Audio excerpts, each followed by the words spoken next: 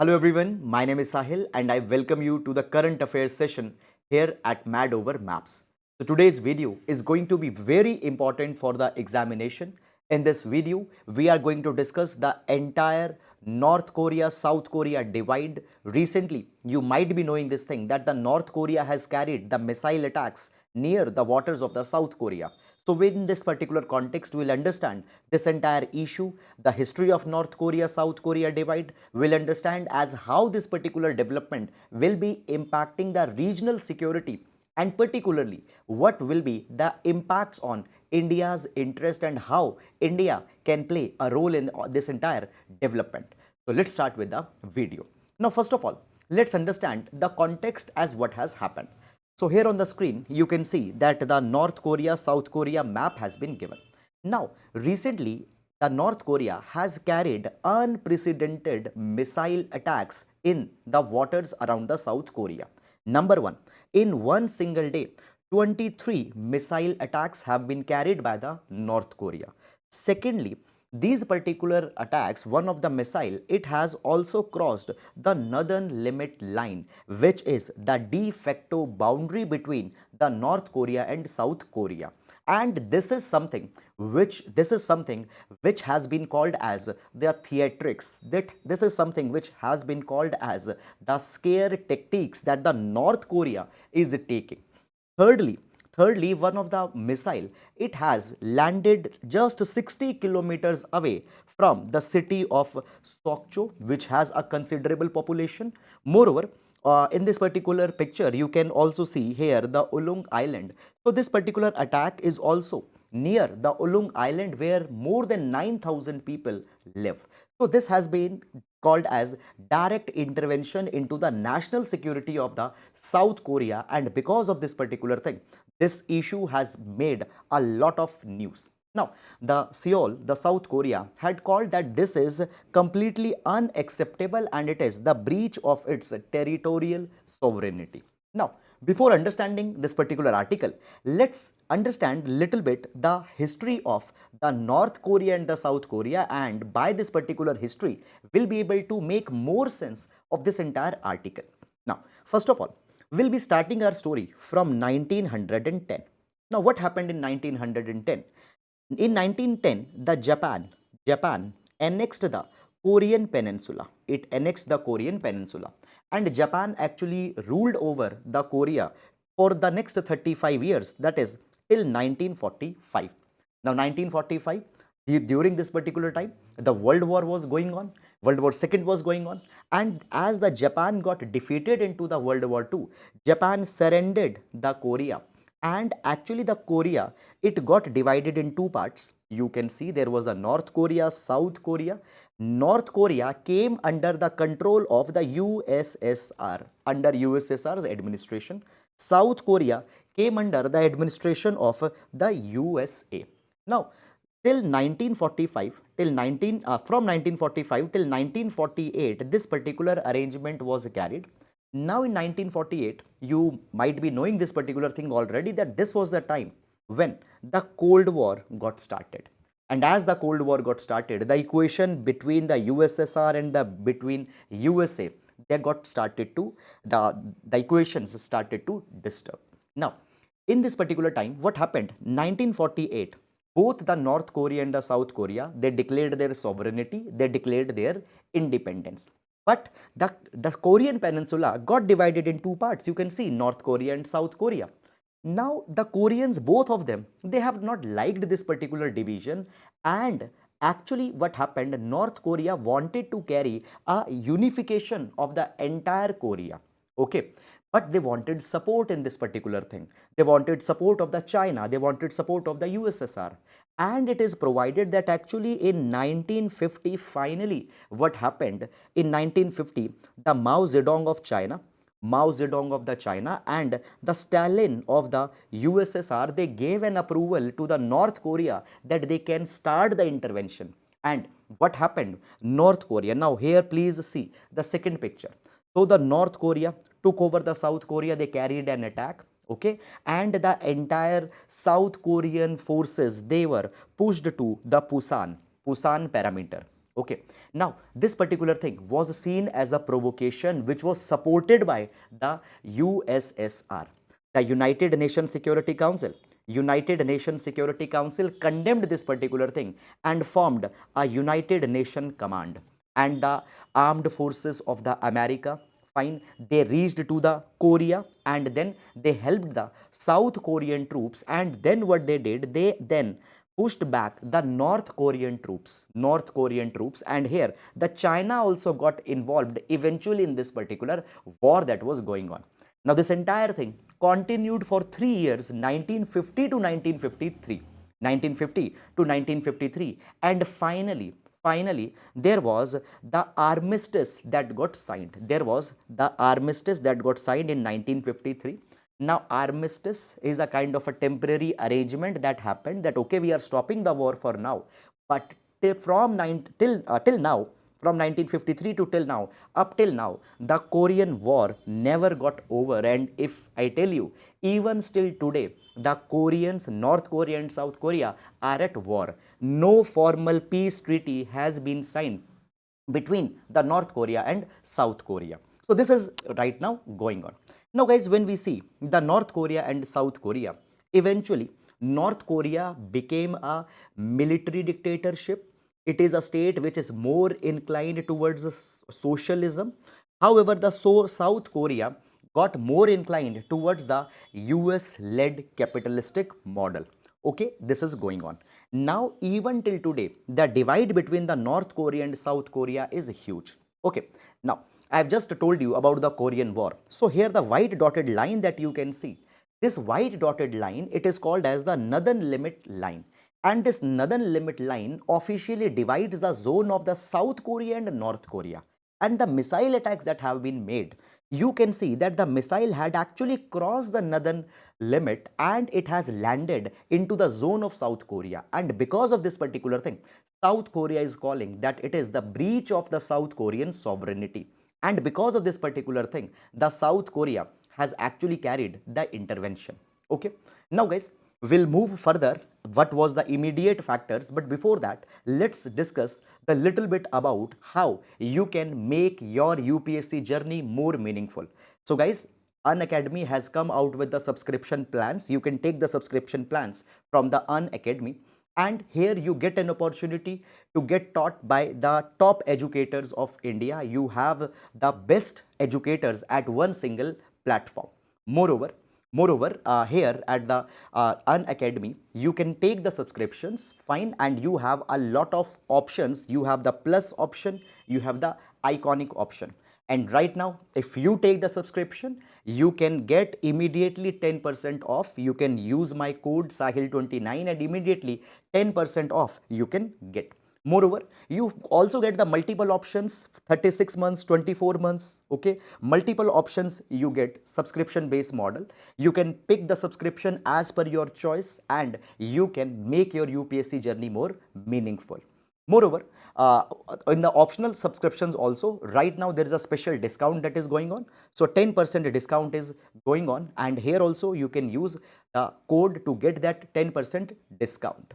Moreover, I also want to tell you the UCSC championship that is going on, UCSC championship that is going on, in which you can participate. Actually, you can enroll free in this championship, fine, and you can win exciting prizes, the scholarships, you can get them. Moreover, one more thing that is there, that see, paying capacity should never be a burden in your preparation. And here now you can get enrolled into the courses with even the 0% EMI. So 0% EMI options is there. You can contact at the given number and can get the EMI facility. Okay, so briefly, if I tell you little bit about myself, so my name is Sahil, fine, and I have a UPSC experience of more than 7 years, and I have trained more than 8,000 students for the UPSC CSE exam. Fine, successfully I am driving the Hindu newspaper analysis from past 3 years, and the special area of expertise includes the current affairs and the GS paper number 4. Okay, so that is all about it. And guys, now let's move that what was the precipitating factor, now why this particular war got started. So precipitating factor is very clear. Actually, Now, recently, the South Korea and the USA, they both of them have participated in a military drill in the joint military exercise. This joint military exercise, it is named as the Operation Vigilant Storm. And in this Operation Vigilant Storm, both of them participated. More than 240 aircrafts have actually participated in this joint military exercise. Now, the North Korea says that this military exercise, it is a kind of a provocation, it is a kind of a rehearsal for the North Korea's invasion. America, it is supporting the South Korea with the vested interest, that is to overpower the entire North Korea. And North Korea says that in the self-defense, in the preemptive capacity only, they have done whatever has been carried. Okay. Now, in this particular direction, guys, as we talk about, okay, we find this particular thing since 1953. Actually, there are the lot of insecurities between the North Korea and South Korea that have continued. Fine, the war got over in 1953, but insecurities never got over. And because of this particular thing, you see what has happened. North Korea has carried substantial expansion of their military capabilities, both in the quality as well as in quantity. Today, when we talk about the North Korea, recently in 2022, it has even successfully test fired intercontinental ballistic missile Hwasong 17. I'll tell you a little bit more about this particular missile also. Now, first of all, as I referred you here, that North Korea has carried the qualitative and quantitative growth in their arsenal. Just we can see a comparison. So when we talk about the active duty troops, fine, actually North Korea has more active duty troops than the South Korea. Main battle tanks, North Korea has more battle tanks than the South Korea. See, these numbers are not important for the exam, but just for a comparison, I am telling you. In artillery also, the North Korea has more artillery pieces, combat aircrafts, fine, they are nearly equal. Actually, South Korea has slightly more. Helicopters, South Korea has more. Frigates and destroyers, in the frigates and destroyers, the South Korea has more actually. They have 20 and North Korea only has 2. In the submarines, South Korea has more submarines, 71. So actually, if we talk about the North Korea can give a tough competition to the South Korea in terms of the military capabilities. Okay, this is something that is going on. Now, at the same time, South Korea also have made their counter plan as how the South Korea will take over the North Korea if there is an actual war that gets started. Now, as we are talking about the South Korean plans, particularly I want to talk about the kill chain preemptive strike system, kill chain system that the South Korea has prepared. Now, actually, when we talk about the kill chain system, it is based on certain fundamental steps. Number one step is, I'll show you here. Number one step is kill chain. It provides for detection. It provides for detection. Now, guys, actually, the South Korea is establishing the satellites. 5 satellites by the 2022 are to be established so that they can keep an eye on the Korean peninsula and can give the information as where the missiles, where the nuclear weaponry of the North Korea has been stored. So they can detect. First of all, the detection will be done by using the satellites. Then the second step, then here the preemptive strikes can even be made. If the South Korea feels that the North Korea is going to be a threat, even before the war, just onto the imminent danger, they can make a strike and can destroy the arsenal of the North Korea. Then after that, interception will be done. Interception will be done onto the North Korea, and then there will be the significant retaliation and punishment that the South Korea will be inflicting onto the North Korea. Now, for all these particular things, that South Korea also have the state of the art weaponry.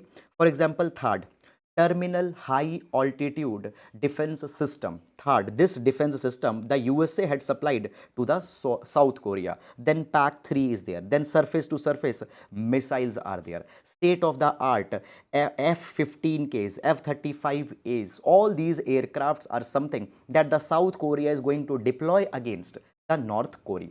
So South Korea's strategy is the kill chain strategy, as I told you. First of all, detect, carry the preemptive strikes, Then basically punishment and retaliation. And what is the North Korea's strategy? North Korea's strategy is to develop the weapons of mass destruction and use these weapons of mass destruction if there is any attack, any intervention which will be carried by the South Korea. Fine. Now, in this particular direction, guys, when we talk about the important locations, I can just you can see here that this red one is the northern limit line, and this red northern limit line divides the South Korea and the North Korea, and some of the important islands, fine, that is the Sochong Island, okay, Diochong Island, there is the Yongpyong Island, fine, and these Gangwa Islands. Now these islands actually play a very important role for the South Korea, because these particular islands, from these particular islands, a strong vigilance on the entire activity of the North Korea can be kept. Okay, please remember the names of these particular islands also with respect to the examination.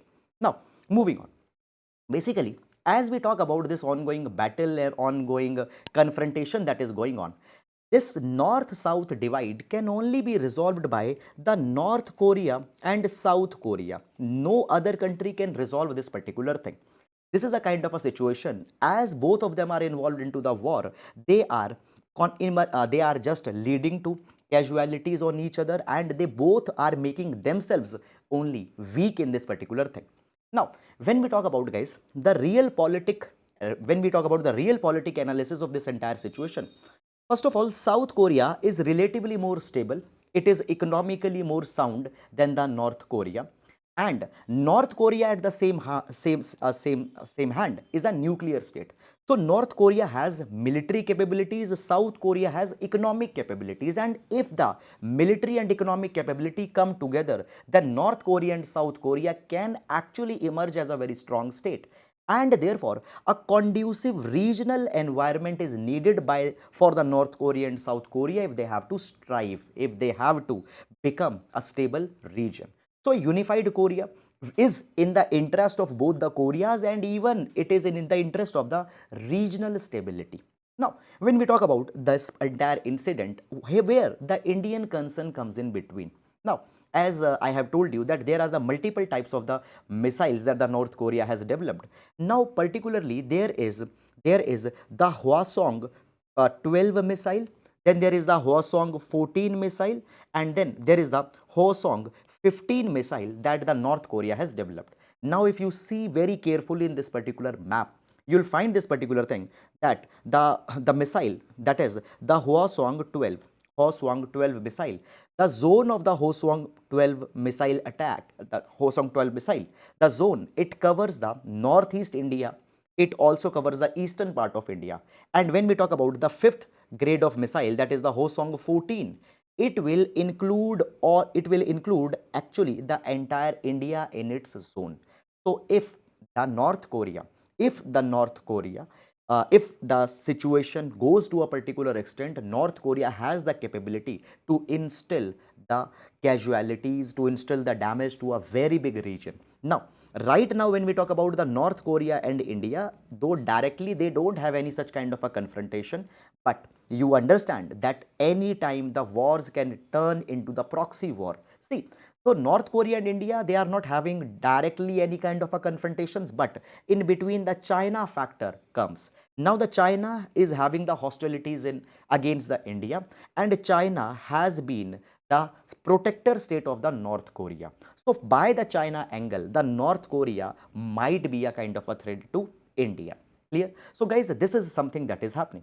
Now, when we talk about the Indian outlook in this particular direction, first of all, understand that from the past 5 years, India and South Korea, they have developed the divergences. Now you see, if India will directly maintain the friendly relations with South Korea, North Korea will get irritated. But in the past 5 years, there are the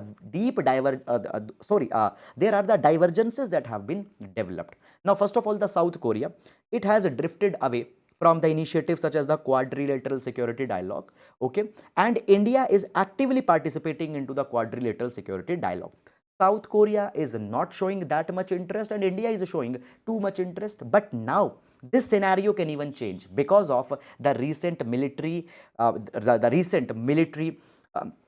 operation that is going on between the India and between the India and US and the US and the South Korea. Clear? Now, understand guys, we need to understand this particular thing, that the South Korea can participate into the regional initiatives, fine, Malabar exercise, Quad, okay? And by this particular thing, actually, the South Korea will be able to gain a footprint into the Indo-Pacific, and the South Korea and India relations can thrive in this particular direction, fine?